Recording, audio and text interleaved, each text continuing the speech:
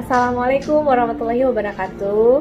Bapak, Ibu, dan teman-teman dimanapun berada, hari ini kita akan membahas tentang Melia, Propolis, dan Meleniang dalam pengobatan alternatif komplementer pendampingan dengan obat medis untuk penyakit Bell's palsy. Kita juga akan membahas bagaimana Bell's palsy ini, apa definisinya, bagaimana cara menterapinya, bagaimana diagnosanya, tanda dan gejala, serta pemeriksaan penunjangnya. Semoga bermanfaat, mari kita saksikan videonya. Jadi, kita akan jelaskan definisi dari Bell's palsy terlebih dahulu ya. Jadi Bell's palsy adalah sebuah kondisi di mana terjadi kelumpuhan sebagian dari otot wajah yang biasanya tampak pada pasien seperti terkena stroke, padahal bukan stroke ya. Jadi itu ada suatu kondisi yang berbeda. Stroke dengan Bell's palsy berbeda. Kalau Bell's palsy biasanya dialami oleh kasus peradangan pada saraf nervus 7 atau nervus facialis yang berada di wajah kita ini, sehingga terjadi paralisis. Nah, tapi kalau stroke itu adalah akibat penyumbatan pembuluh darah yang terjadi di otak kita, jadi menyebabkan aliran darah terganggu di situ. Jadi berbeda sekali kondisinya. Jadi, diagnosa Bell's palsy itu dilakukan oleh dokter dengan melakukan pemeriksaan berupa gerakan wajah pada penderita. Jadi akan dilihat gerakan-gerakan wajah pada penderita, di samping dilakukan pemeriksaan fisik juga, dan juga serangkaian pemeriksaan lanjutan akan pasti dilakukan, seperti misalnya tes darahnya, elektromiografinya untuk tes kekuatan otot ya, serta pemindaan dengan menggunakan CT scan dan MRI ya, untuk mengetahui penyebab kelumpuhan otot-otot wajah. Penyebabnya apa supaya bisa membedakan dengan diagnosa yang lain. Sampai saat ini belum diketahui penyebab Bell's palsy secara pasti, namun kondisi ini kemungkinan terjadi karena saraf yang mengendalikan otot pada wajah itu mengalami penekanan atau tertekan secara agak lama dan kemudian mengalami gangguan.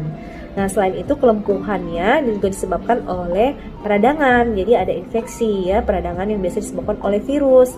Diperkirakan kemungkinan penyebabnya adalah virus herpes ya, tapi perlu penelitian lebih lanjut lagi. Nah, gejala Bell's palsy itu biasanya berbeda-beda pada setiap pengidapnya ya. Jadi kelumpuhan yang terjadi pada satu sisi wajah bisa dibagi menjadi dua jenis ya. Pertama, ada kelumpuhan yang terjadinya sebagian, jadi kelemahan ototnya ringan. Tapi ada juga kelumpuhannya yang bersifat total, tidak ada gerakan sama sekali. Nah, kasus ini sih jarang terjadi ya. Biasanya sih cuma sebagian saja, dan itu pun alhamdulillah bisa sembuh dalam beberapa minggu seperti itu, dengan terapi-terapi dan pengobatan dari medis, dan juga mengkonsumsi suplemen-suplemen yang bisa memperbaiki kerja dan fungsi dari saraf dan otot. Nah, Bell's palsy ini juga gejalanya bisa membuat mulut kita dan kelopak mata kita yang pada pasien yang mengalami itu mengalami gangguan ya, sehingga akan sulit untuk matanya dibuka ataupun ditutup. Kemudian untuk tersenyum juga ada gangguan seperti itu ya. Nah, mungkin ada beberapa gejala yang bisa kita perhatikan ketika ada pengidap Bell's palsy ini dialami oleh pasien. Yang pertama, kemungkinan ada nyeri-nyeri pada telinga, pada sisi wajah yang lumpuh ya. Misalnya lumpuhnya di sebelah kiri, maka gangguan nyeri telinganya ada di sebelah kiri. Nah, juga telinga itu akan terpengaruh lebih sensitif terhadap suara seperti itu. Nah, kemudian ada terasa denging-denging kayak gitu loh di kedua telinga atau cuma di sebagian seperti itu ya, ada suara denging.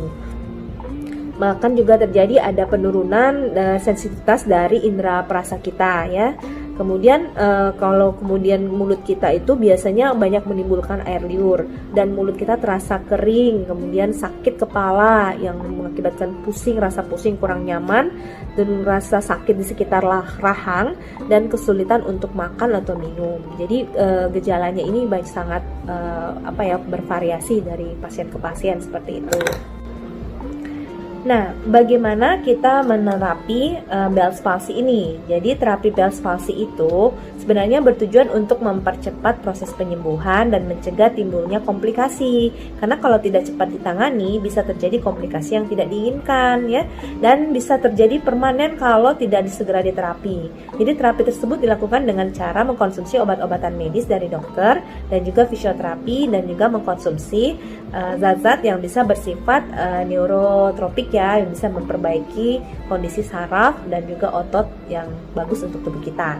Nah, Nah, bagaimana dengan pengobatan Melia propolis dan melediang dalam mempercepat penyembuhan Bell's palsy? Nah, alhamdulillah propolis dan melediang ini sebagai salah satu alternatif pengobatan pendamping, ya, pendamping pengobatan medis. Jadi dari pihak medis akan memberikan, jadi dokter akan meresepkan obat-obatan untuk mempercepat penyembuhan Bell's palsy, misalnya obat untuk mengatasi peradangan dan pembengkakan pada saraf. Nah, dan juga untuk membantu diberikan juga vitamin-vitamin yang bersifat neurotropik ya, untuk memperbaiki kondisi saraf dan otot. Nah, tetapi kita juga bisa menambahkan suplemen dan juga pengobatan alami yang berasal dari air liur lebah, yaitu propolis, dan juga dari kolostrum susu awal sapi yang mengandung banyak sekali vitamin B1, B6, B12, B kompleks, yaitu melediang. Ya, ini propolis ada yang ukuran kecil juga seperti ini. Nah, jadi apa sih fungsi propolis dan bagaimana cara kerja propolis dan biang untuk mengatasi Bell's palsy? Nah, kalau untuk propolis itu sendiri dia bisa bekerja sebagai antioksidan dan juga untuk melancarkan aliran darah dan respons saraf di sekitar wajah kita. Jadi sehingga kelumpuhan yang terjadi itu dapat diminimalisasi, dapat terjadi hanya sementara saja dan cepat kembali pulih. Sedangkan melediang ini sendiri dan propolis ini bekerja sama sangat baik ya, dengan menggunakan melia propolis dan biang secara teratur, insya Allah penyembuhan Bell's palsy akan lebih cepat. Dosisnya kita menggunakan melia propolis ini 3 kali sehari. Anak kasus Bell's palsy ada kategori sedang. Jadi di dunia medis itu, jurnal kedokterannya, propolis itu ada dosis, yaitu antara 100 mg sampai 300 mg per kilogram berat badan untuk pengobatan dalam sehari, seperti itu. Nah, kalau bisa kita kategorikan, kasus Bell's palsy ini tidaklah termasuk kategori ringan, tapi juga tidak terlalu kategori yang sangat parah. Jadi dia masuk kategori sedang. Jadi untuk dosisnya kita ambil yang dosis 200 mg per kilogram berat badan. Sebagaimana kita ketahui, sebenarnya propolis ini sangat aman, tidak ada efek samping dan juga tidak ada overdosis seperti itu, karena penelitiannya juga ada, jurnal medisnya mengatakan bahwa sampai 750 gram mengkonsumsi propolis itu hampir 1 kilogram propolis diminum itu masih dalam batas yang sangat aman. Jadi kalau kita mengkonsumsi hanya sekitar 200 mg per kilogram berat badan itu masih sangat jauh dari batas yang pernah diteliti seperti itu. Jadi dosis yang kita berikan adalah kategori sedang. Nah, berarti 200 mg per kilogram berat badan, kurang lebih kita gunakan propolis itu sekali minum 60 tetes 3 kali sehari. Nah, 3 kali sehari 60 tetes, kalau kita tidak bisa menghitung sampai 60 langsung karena banyak ya jumlah tetesannya, maka kita menggunakan dengan takaran pipet saja. Nah, kalau kita menyedot propolis, satu sedot itu, satu pencet itu biasanya naik 1 cc. 1 cc itu sekitar 20 tetes. Berarti kalau kita membutuhkan 60 tetes berarti 3 pencetan pipet. Atau menggunakan sendok makan itu kurang lebih setengah sendok makan. Gak apa-apa lebih ya dibanding kurang, lebih baik lebih banyak karena itu prosesnya berasa insya Allah lebih mempercepat penyembuhan. Dan tidak ada overdosis karena sudah penelitiannya tadi sangat aman ya. Nah, jadi kita konsumsi setengah sendok makan 3 kali sehari, sangat bagus juga kalau kita campurkan dengan madu seperti itu. Nah, jadi itu akan membantu karena propolis ini adalah antioksidan yang sangat tinggi, dia bisa menangkal radikal bebas, jadi membantu penyembuhan dan juga memperlancar aliran darah menuju ke pembuluh darah dan saraf otot yang mengalami gangguan tadi di sekitar wajah kita. Nah, apalagi kalau kita juga menggunakan melediang. Melediang ini juga sangat bagus karena kandungannya selain ada asam amino, ada vitamin B1, B6, B12, B kompleks, ada kolostrum susu awal sapi, dan juga ada kalsiumnya. Jadi ini sangat bagus untuk otot dan saraf kita. Jadi pengkonsumsinya semprotkan 3 kali sehari tadi bersamaan dengan propolis dikonsumsi. Nah, kalau propolis tadi 60 tetes 3 kali sehari, sedangkan melediang 3 kali sehari 4 atau 5 semprot di bawah lidah ya. Kenapa di bawah lidah? Karena di bawah lidah ini banyak pembuluh saraf dan pembuluh darah, jadi dia sifatnya sublingual, bisa diserap di situ. Itu sangat baik, didiamkan dulu 1 menit baru ditelan seperti itu. Nah, insya Allah akan banyak sekali manfaatnya ketika mengkonsumsi melia propolis dan melediang. Obat-obat dokter jangan dilepas ya, jangan dilepas, tetap harus dikonsumsi bersama melia propolis dan melediang, karena melia propolis dan melediang adalah alternatif komplementari medicine atau pendamping pengobatan medis yang sangat baik ya.